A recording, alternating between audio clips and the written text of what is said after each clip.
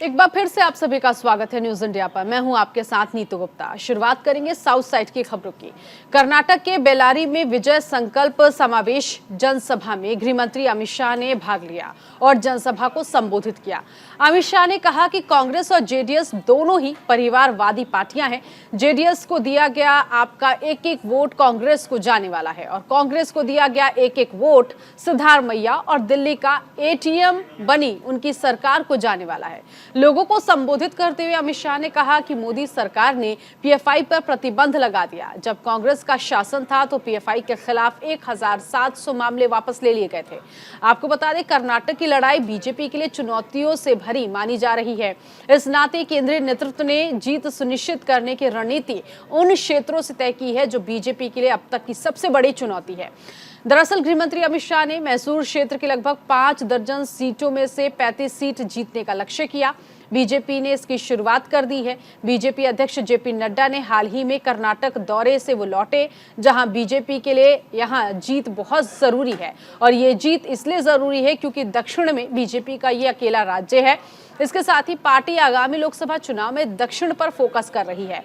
इस चुनाव का प्रभाव आगे तक भी दिखाई देगा।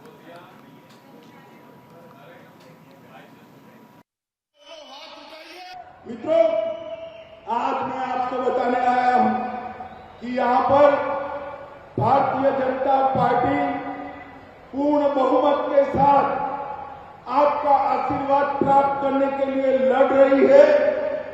आज मैं कर्नाटक की जनता को बताने आया हूं, जेडीएस को दिया हुआ एक एक वोट, जेडीएस को दिया हुआ एक एक वोट कांग्रेस पार्टी के पास जाने वाला है और कांग्रेस पार्टी को दिया हुआ एक एक वोट सिद्धरामैया और उनकी एटीएम सरकार, जो दिल्ली का एटीएम थी, भ्रष्टाचार करती थी, उसको जाने वाला है।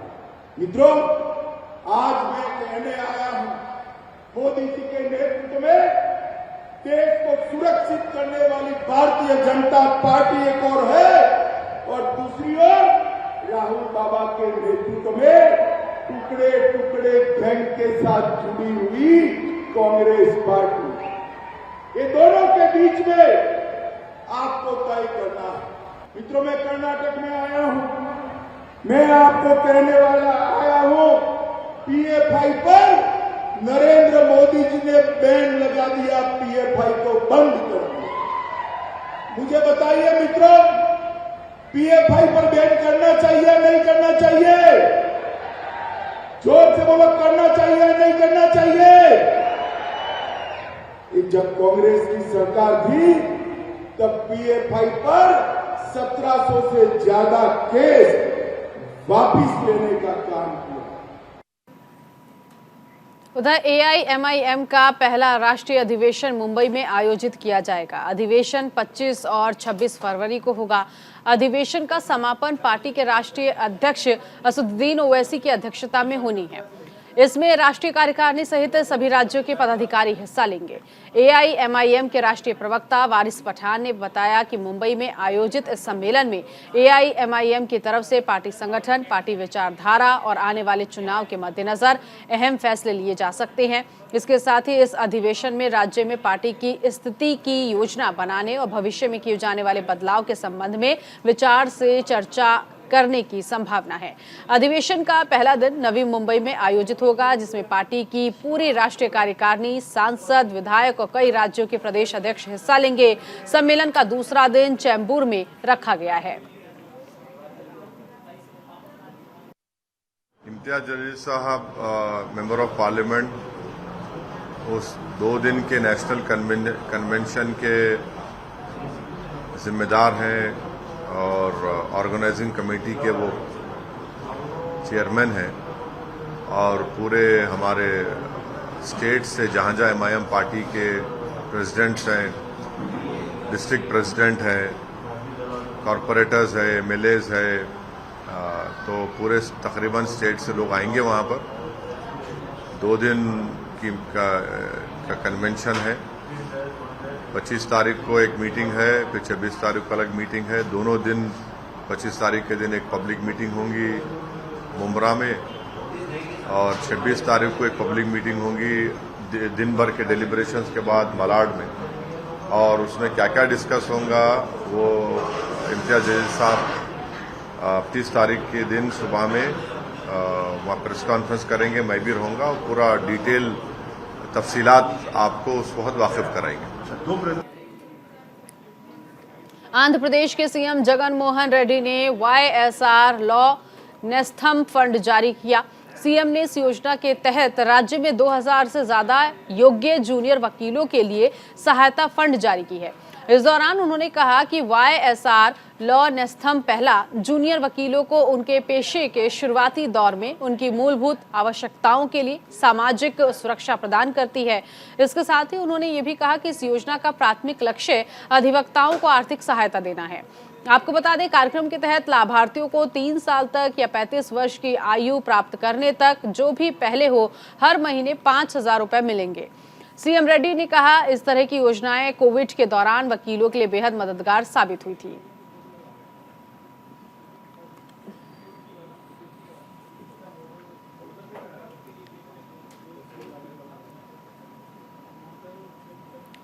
सीएम YS जगन मोहन रेड्डी ने आंध्र प्रदेश के मनोनीत राज्यपाल S अब्दुल नजीर का स्वागत किया। राज्यपाल के स्वागत के दौरान सीएम ने जस्टिस नजीर को गुलदस्ता और शॉल भेंट की।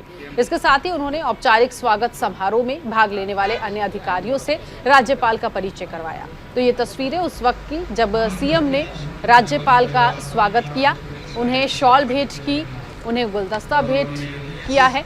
और यहाँ जितने भी पुलिस अधिकारी मौजूद थे उन सभी का परिचय जो है राज्यपाल से करवाया। तो ये एक खास कार्यक्रम, जिस कार्यक्रम के अंतर्गत राज्यपाल और सीएम मौजूद थे।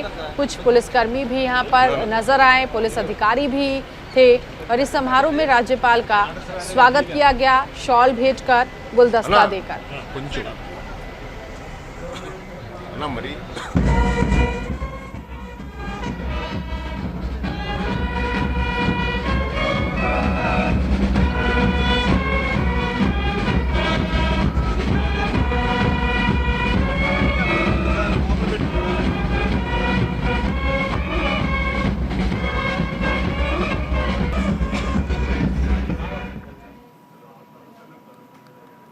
सुप्रीम कोर्ट का फैसला तमिलनाडु के सांसद के पलानी स्वामी के पक्ष में आया है। दरअसल अनाद्रमुख पार्टी में नेतृत्व विवाद पर सुप्रीम कोर्ट ने अपने फैसले से विराम लगा दिया था। अदालत ने मद्रास हाईकोर्ट की खंडपीठ के उस फैसले की पुष्टि की जिसमें पलानी स्वामी को अनाद्रमुख पार्टी के नेता के रूप में बहाल किया गया था। इसके साथ ही सुप्रीम कोर्ट ने पनीर सेल्वम की उस याचिका को खारिज कर दिया जिसमें उन्होंने मद्रास हाईकोर्ट की डिवीजन बेंच के फैसले को चुनौती दी थी। अब सुप्रीम कोर्ट के फैसले के बाद EPS अन्ना DMK पार्टी के महासचिव बने रहेंगे। अपने पक्ष में फैसला आने के बाद पार्टी कार्यकर्ताओं को संबोधित करते हुए EPS ने कहा था कि मैं ये सोच रहा था कि सुप्रीम कोर्ट का फैसला कैसा होगा, जिसके पर्दे के पीछे DMK की B टीम काम कर रही थी। हालांकि सुप्रीम कोर्ट के फैसले से सब कुछ स्पष्ट हो गया है। आपको बता दें, तमिलनाडु की पूर्व सीएम और अनाद्रमुख सुप्रीमो जयललिता के अचानक निधन के बाद पार्टी पर कब्जे को लेकर विवाद शुरू हो गया था। पनीर सेल्वम और पलानी स्वामी के साथ साथ जयललिता की सहयोगी रही शशिकला भी इस विवाद का हिस्सा बन गई थी। हालांकि बाद में उन्होंने पार्टी पर अपना दावा छोड़ दिया और विवाद से अलग हो गई। अनाद्रमुख 2 धड़ों में बंट गई। एक धड़ा पार्टी के दिग्गज नेता पलानी स्वामी EPS के साथ आ गया, दूसरा पनीर सेल्वम यानी OPS के साथ चला गया था। पिछले साल से पार्टी में सिंगल लीडरशिप की मांग तेज हो गई। दोनों गुटों ने इसे सुलझाने के लिए कई बार बातचीत की, लेकिन किसी नतीजे तक नहीं पहुंच सकी।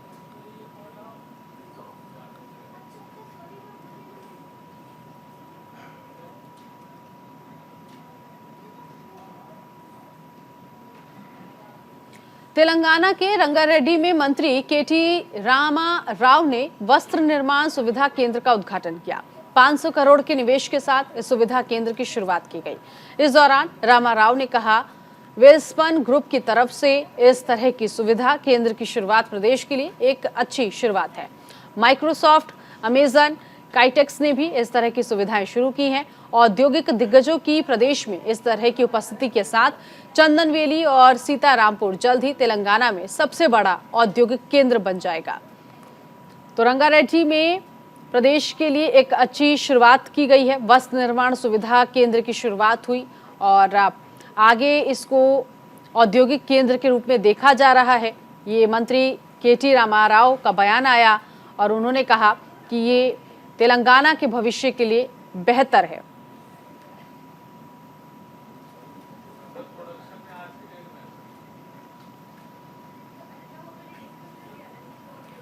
केरल के तिरुवनंतपुरम में राजस्व मंत्री के राजन ने CMDRF फंड पर सतर्कता रिपोर्ट को लेकर कहा कि फंड की राशि सिर्फ उन्हीं लोगों को दी जाएगी जो इसको पाने के पात्र है।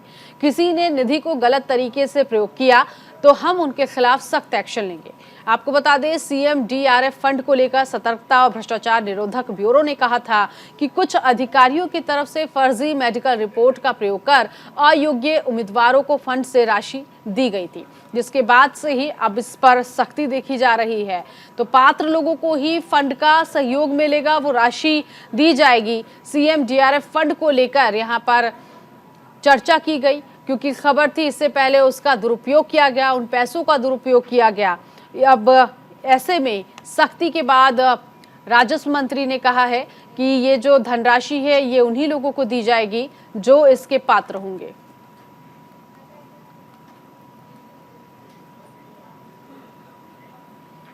भारत के पहले गवर्नर जनरल C. राजगोपालाचारी के पोते CR केसवन ने कांग्रेस से इस्तीफा दे दिया। इस दौरान उन्होंने कहा कि मैं 22 सालों तक कांग्रेस पार्टी का सदस्य रहा। कांग्रेस का क्या नजरिया है इस बात को अच्छी तरह से समझता हूं। देश में एक सशक्त विपक्ष होने के लिए स्पष्ट नजरिए का होना भी बहुत जरूरी है, लेकिन समय के साथ मैंने महसूस किया है कि कांग्रेस के पास एक विपक्ष के रूप में स्पष्ट रणनीति नहीं है और मेरी विचारधारा पार्टी के अनुरूप नहीं रही है। इस वजह से राहुल गांधी की तरफ से शुरू की गई भारत जोड़ो यात्रा में भी मैंने हिस्सा नहीं लिया। पार्टी छोड़ने का फैसला कर लिया है।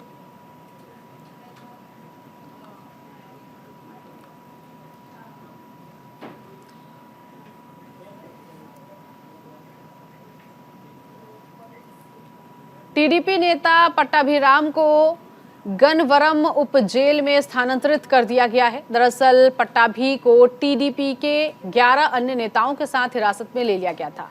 न्यायालय में पेशी के दौरान टीडीपी नेता ने पुलिस पर आरोप लगाते हुए कहा था कि पुलिस ने उन पर 3rd डिग्री का इस्तेमाल किया है, जिसके बाद कोर्ट ने मेडिकल जांच कराने और रिपोर्ट पेश करने का पुलिस को आदेश दिया था।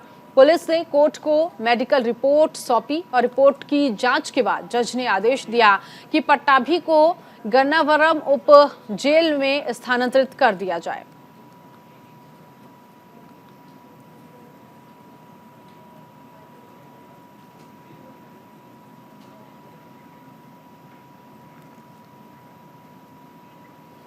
बीआरएस पार्टी के कार्यकर्ताओं ने आंध्र प्रदेश के बीआरएस अध्यक्ष थोटा चंद्रशेखर का स्वागत किया। कार्यकर्ता अध्यक्ष का स्वागत करने गनवरम पहुंचे। इस दौरान बीआरएस के अध्यक्ष चंद्रशेखर ने कहा, आगामी चुनाव में बीआरएस आंध्र प्रदेश की 175 विधानसभा सीटों और 25 संसद सीटों पर चुनाव लड़ेगी।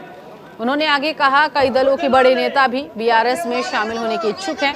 कई प्रमुख नेता उनके संपर्क में हैं और आने वाले दिनों में बड़े पैमाने पर लोग हमारी पार्टी से जुड़ेंगे। चंद्रशेखर ने आगे कहा कि आंध्र प्रदेश की राजधानी को लेकर बीआरएस का उद्देश्य बिल्कुल साफ है। सत्ता में आने के 3 साल के भीतर राजधानी बनाकर दिखा देंगे।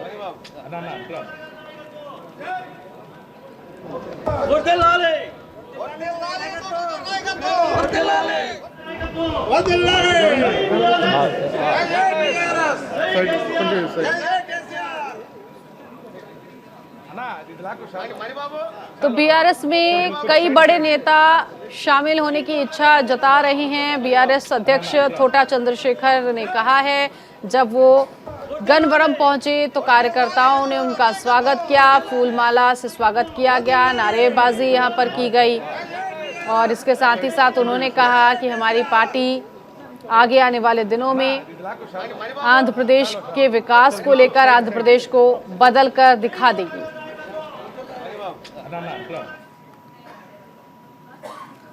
तेलंगाना में एक व्यक्ति ने सिकंदराबाद रेलवे पुलिस फोर्स को बेलारी एक्सप्रेस में बम होने की खबर दी। खबरों की माने तो आरपीएफ को इससे जुड़ा फोन कॉल आया। हालांकि ट्रेन की जांच के बाद यह महज अफवाह निकली। इस घटना के बाद पुलिस ने केस दर्ज कर एक व्यक्ति को गिरफ्तार कर लिया। अधिकारियों का कहना था कि सिकंदराबाद रेलवे स्टेशन पर फोन आने के बाद रेलवे अधिकारी हरकत में आ गए। रेलवे पुलिस के जवानों ने पूरी ट्रेन की जांच की, लेकिन कुछ भी संदिग्ध नहीं मिला। बलराजू नाम के शख्स ने कॉल कर पुलिस को बताया कि उसने 3 लोगों को ट्रेन में रखे बम के बारे में बात करते हुए सुना, जिसके बाद ट्रेन की चेकिंग शुरू की गई। हालांकि बम की धमकी के कारण यात्रियों को काफी परेशानी हुई। ट्रेन परिचालन में लगभग 1.5 घंटे की देरी हुई और जब यहां जांच हो गई, पता चला कि ये अफवाह थी, तो उसके बाद फिर से ट्रेनों का जो परिचालन है वो शुरू किया गया। हालांकि यात्रियों को दिक्कतें हुई, जिनकी ट्रेनें जिस समय पर थी उस समय पर नहीं थी और ऐसे में लोगों को परेशानी हुई। लेकिन जिसने भी बम होने की सूचना दी थी उसको पुलिस ने गिरफ्तार कर उससे पूछताछ की। उसने कहा कि उसने कुछ लोगों को बम रखने की बात सुनी, जिसके बाद उसने पुलिस को इस पूरे मामले की सूचना दी कि ट्रेन में बम रखा गया है। सिकंदराबाद एक्सप्रेस में बम होने की खबर के बाद पुलिस ने जांच की और महज ये अफवाह निकली।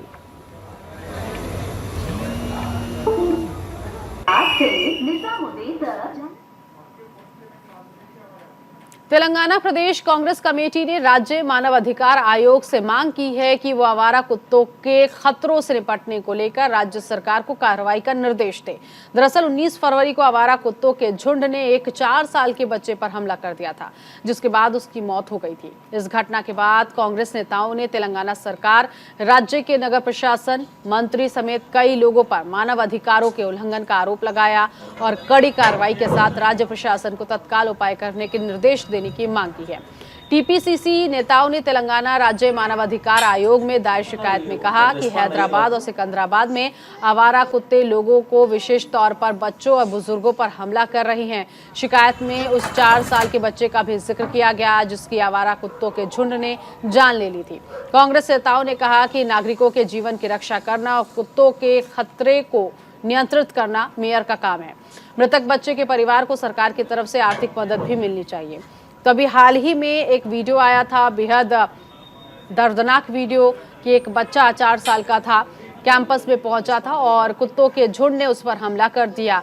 बच्चा अपने आप को बचाने की कोशिश करता रहा, लेकिन कुत्तों के झुंड की वजह से वो काफ़ी घबरा गया था और उसके बाद कुत्तों ने उस पर जानलेवा हमला किया, जिससे उसकी मौत हो गई। इससे पहले सिकंदराबाद से भी इसी तरह की खबर सामने आई थी, जहां पर कुछ लोगों पर हमला किया गया था कुत्तों की तरफ से।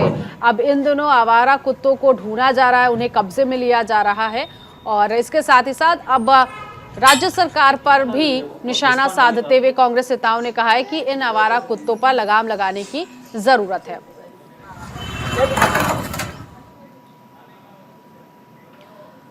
तमिलनाडु के डिंडिगुल जिले में छात्रों के माता पिता ने सरकारी स्कूल के प्रिंसिपल को बच्चों के माथे पर कुमकुम लगाने से रोकने का विरोध किया। इस घटना का वीडियो सोशल मीडिया पर वायरल हो गया। वीडियो में साफ दिखाई दे रहा है कि छात्रों के परिजन KR सरकारी स्कूल की प्रिंसिपल निर्मला और सीनियर स्टाफ को घेरकर उनसे पूछताछ कर रही हैं, जिसके बाद स्कूल की प्रिंसिपल का कहना है कि उन्होंने कभी धमकी नहीं दी, मैंने केवल ये कहा कि एक सरकारी नियम है जो इसकी अनुमति नहीं देता।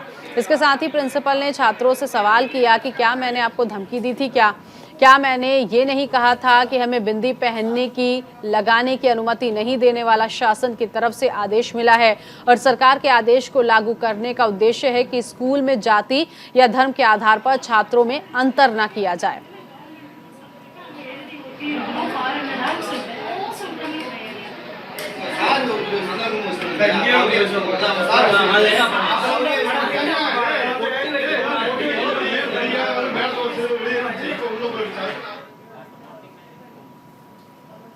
कर्नाटक के विजयपुरा में लोगों द्वारा कानून अपने हाथों में लेने की एक और घटना सामने आई, जहां 3 संदिग्ध चोरों को लोगों को ने पकड़कर एक टेम्पो से बांध दिया और साथ ही इन संदिग्ध चोरों की लोगों ने बड़ी बेरहमी से पिटाई की।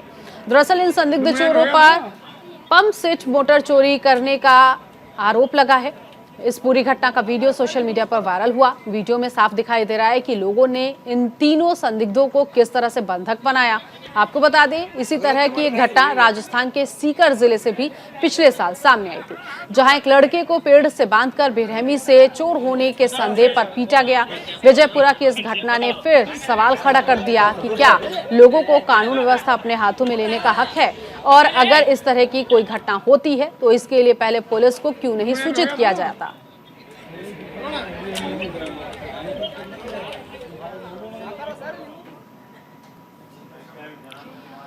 कैलाशगिरी प्रदक्षिणा के लिए रवाना होते समय यूक्रेन से श्रीकालहस्ती शिव मंदिर आए श्रद्धालु ने देवी देवताओं के दर्शन किए और मंदिर में फूलों की सजावट और दीपों की सजावट को देखकर तारीफ की। स्थानीय लोगों ने यूक्रेन से आए इन श्रद्धालुओं को मंदिर में विशेषताओं के बारे में बताया। यूक्रेन से आए इन श्रद्धालुओं ने भगवान के दर्शन के साथ ही ओम नमः शिवाय का जाप किया है।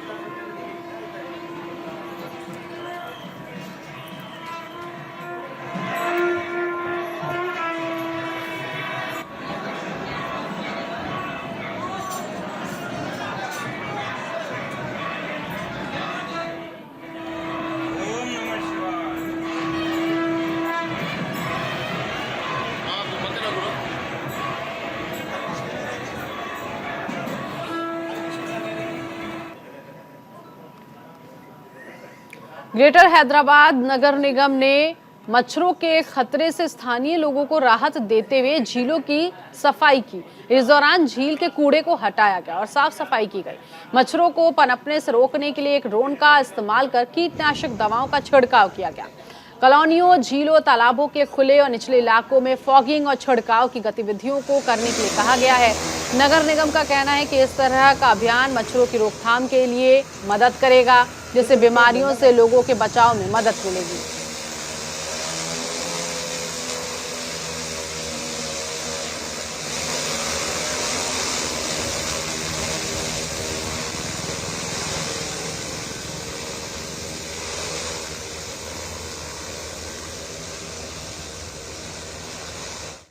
तीन साल से ये काम कर रहे हैं।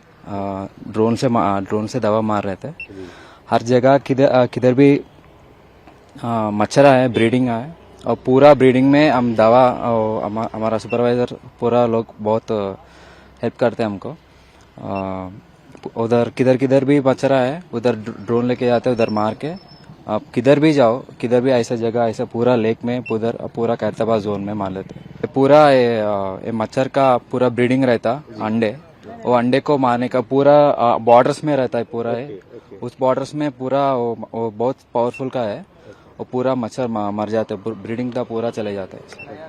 साहब इसको देखो साहब, दो ही चीज है, हम तो हमारा काम इसको मेंटेन करना एक काम है, दूसरा काम पब्लिक हमको अगर कोऑपरेट करी हमको और जो है लीडर्स को कोऑपरेट करी सिस्टम को, तो ये जो है ना प्रॉब्लम को इजी फेस कर सकते हैं। पब्लिक अगर कचरा फेंकी तो इसके लिए जो है ना बहुत मुश्किल होती है, और जो है पहले की सूरत तो चाहे कुछ भी होने दो, हम लोग कोशिश करके नहीं आने देंगे, मगर पब्लिक कोऑपरेट करी तो बहुत मेहरबानी है हमारे साथ। पब्लिक कचरा नहीं फेंकना, गंदगी नहीं फेंकना। और इसी के साथ इस बुलेटिन में अभी के लिए बस इतना ही। नमस्कार।